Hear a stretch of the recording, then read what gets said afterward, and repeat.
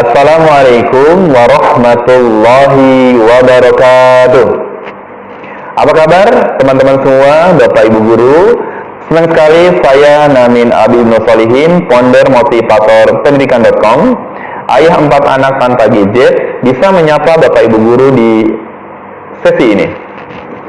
Seperti biasa saya akan sharing tentang motivasi, pendidikan, dan parenting. Tapi kesempatan ini saya akan sharing tentang pendidikan, khususnya untuk guru-guru. Lebih khusus lagi, tema yang akan kita bahas adalah tentang public speaking. Bagi Bapak Ibu Guru yang belum melihat video saya tentang public speaking, silakan bisa dilihat, yaitu tentang bagaimana kita melatih public speaking kita agar bisa menjadi lebih baik. Kemudian bagaimana kita bisa mengurangi rasa grogi ketika berbicara. Silakan dipelajari di video-video saya yang sebelumnya. Nah, sekarang saya ingin membagikan 6 rahasia tentang public speaking agar kita semakin percaya diri ketika berbicara. Langsung saja. Yang pertama adalah kita ketika berbicara harus punya posisi atau sikap yang tenang. Ya. Tidak boleh grogi. Bagaimana menghilangkan rasa grogi sudah saya sampaikan. Jadi berbicaralah yang tenang, tidak terburu-buru, tidak tergesa-gesa.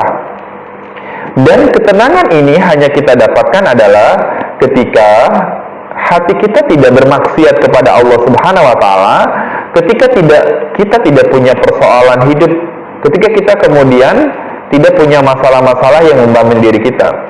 Maka hindarkan hal itu, terutama kalau kita ada jadwal harus berbicara di depan banyak orang.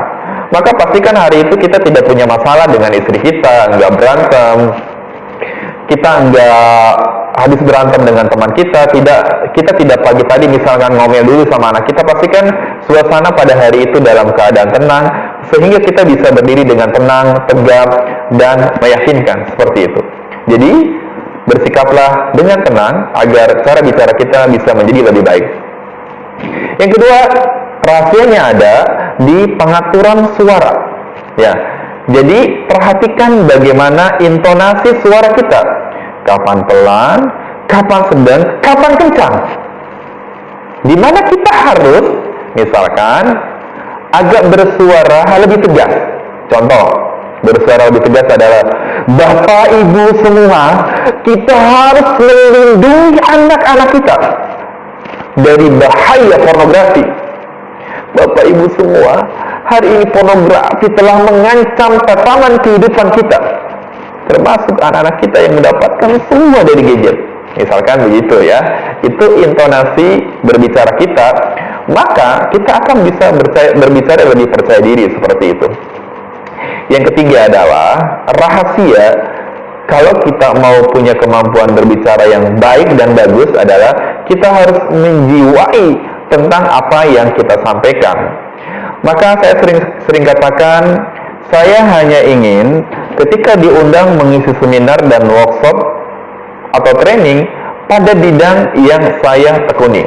Contoh, ketika saya diundang untuk mengisi sebuah program acara seminar, maka saya akan senang sekali kalau tema-tema itu misalkan tentang mendidik anak tanpa gadget, mendidik anak gemar membaca, mendidik anak dengan cinta dan keladanan. Kenapa? Karena itu memang sudah saya praktekkan.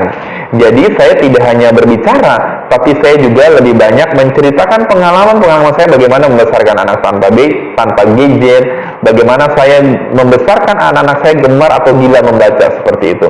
Jadi dengan menjiwai materi yang kita sampaikan, maka kita akan lebih terlihat lebih percaya diri dan lebih mantap, sehingga audiens akan mudah memahami materi yang kita sampaikan. Yang ketiga teman-teman semua adalah yang keempat. Jadi yang pertama tadi apa? Yang pertama adalah sikap yang tenang, yang kedua adalah intonasi suara, yang ketiga adalah menjiwai, yang keempat adalah eye contact. Jadi tatapan mata kita itu harus bisa menatap semua peserta yang ada di depan kita. Nggak boleh menunduk atau melihat ke sebelah kanan saja, atau melihat ke sebelah kiri saja, atau kita melihat ke atas.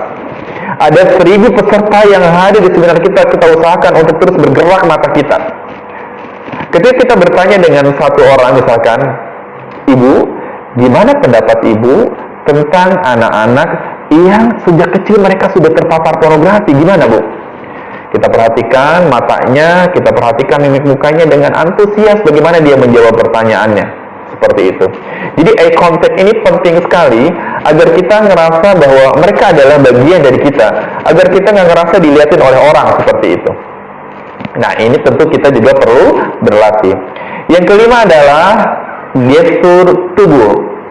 Perhatikan gestur tubuh kita, ini akan sangat mempengaruhi daya tangkap materi yang disampaikan oleh kita dan mempengaruhi sekali ya.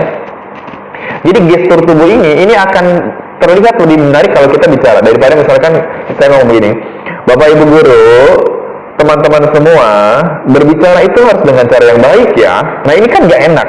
Tapi kalau saya sampaikan begini, Bapak Ibu guru, kalau kita mau bicara, maka sampaikan dengan cara yang baik, dengan intonasi rendah, tinggi, dan sedang. Dan dengarkan dengan baik apa yang disampaikan dan diberikan sana oleh aduan kita. Tatap matanya dengan baik. Misalkan seperti itu. Itu kan kita menggunakan gestur tubuh yang baik. Yang keenam atau yang terakhir, perhatikan cara kita bicara, ya.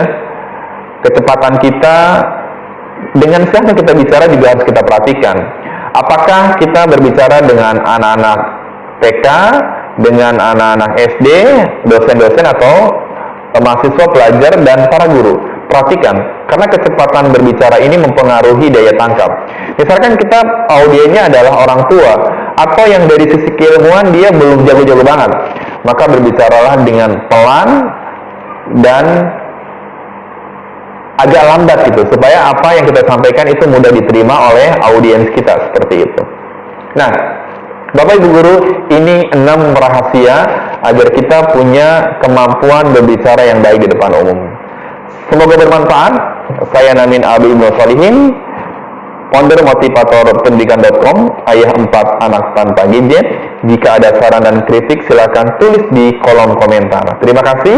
Assalamualaikum warahmatullahi wabarakatuh.